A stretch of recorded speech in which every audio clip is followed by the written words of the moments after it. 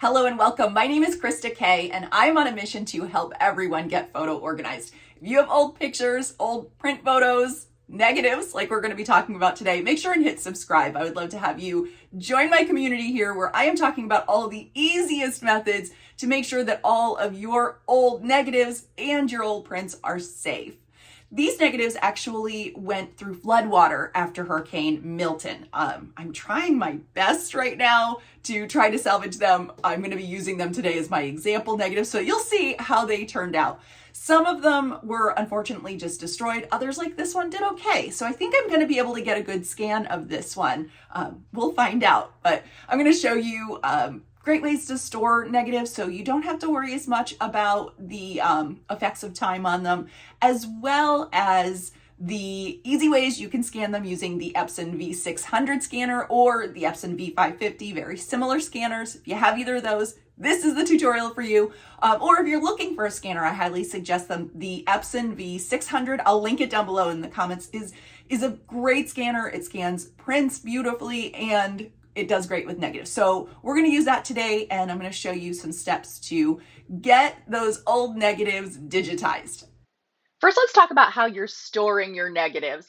These are what the negatives looked like after I got them from Hurricane Milton. They went through floodwater. It was awful.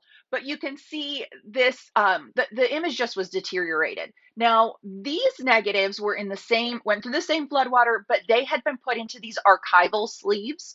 And it was amazing. It was amazing to me to even see how different it was. These were in pretty good shape.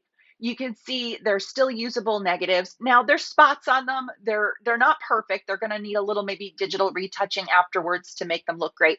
But I highly suggest if you have old negatives still in those sleeves that came from the photo lab, that you get them out of those sleeves and put them into these archival quality sleeves. This was proof that it does make a huge difference. I highly suggest a company called Archival Methods. I'll link them down below too. Great organization for finding archival products. So now let's talk about this Epson V600 scanner that I'm using today. The first thing you'll do with any scanner is to just go over it with a microfiber cloth and just make sure there's no dust or fingerprints or anything on the glass. You really need the glass to be clean to get a great scan. The next thing I suggest doing, or that you have to do, is to open up the scanner. And on the V600, you'll see this white reflective board. That has to come off because it's going to be using the other side to scan the negative. So remove that white piece. You're just going to take it right out of there. And then you should have one of these film holders. It should have come right with your scanner. I actually inherited mine. It was a gift and it didn't have it. So I just went on Amazon and ordered one. So even if yours breaks or you don't have one for some reason, you can still order one. It was super inexpensive on Amazon. So now you're going to put them in the little tray like this. You'll see the numbering system on there, and that indicates the order that you put them in. So you look at the numbers on your negative and just make sure they are going in the right order.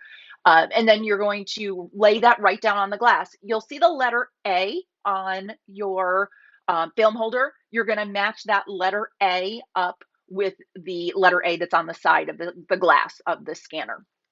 So once you have that in there, you have those two letter A's matched up, you just close the lid, and then you're ready to start scanning.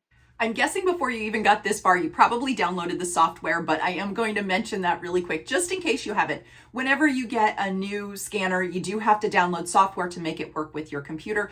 Those instructions should come with the scanner. It's super easy.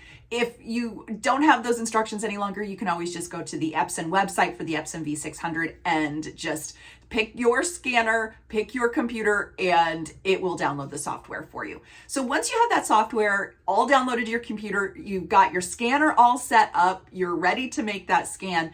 If you have your scanner plugged right into your computer, it's plugged into the USB, everything should be in place that if you hit the scan button, it's going to automatically pop up the software and pop up the instructions for how you're going to go about doing the scan. There are a couple steps we need to take though first. Let me talk a little bit more about that.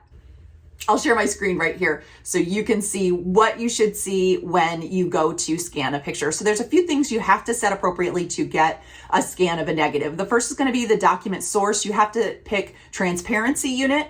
Then in document type, you're going to pick color negative film. And then an image type, you want to pick 48-bit color so you get a good quality. And then for resolution, You really need at least 3,200. I'm going with 4,800 today just to make sure you have a high quality, because you're scanning a small little negative. So we need the DPI to be pretty large, probably larger than I would suggest for a print photo for sure. And then you're going to just go with the standard scanning quality. I think it's totally fine.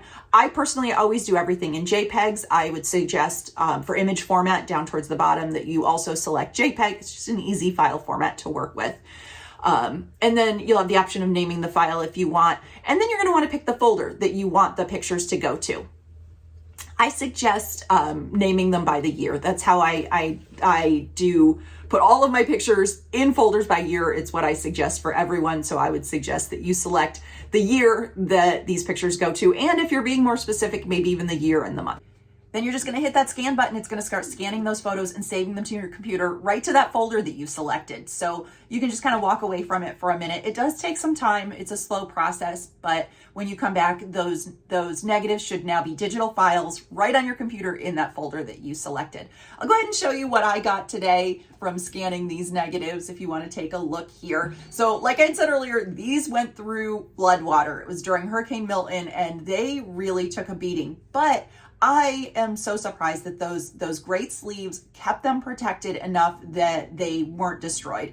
You can see there's a little bit of spot damage and some scratches on them. I'll be able to fix that up here in Photoshop for them. So that is okay, but it's just great to see how you can easily get a digital copy of a negative. And now they don't have to worry about these negatives ever again. They don't have to worry about what happens if they get in touch with moisture or flooding or any disasters. So this is what they look like. I'm really happy with the results of this project.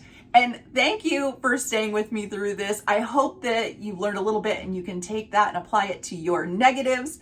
Follow along, hit that subscribe button if you also have print photos, digital pictures, all of that stuff. I am a lifelong photographer, photo lover, and I love talking about these things. So hit the subscribe, keep following along, and thanks for joining me here.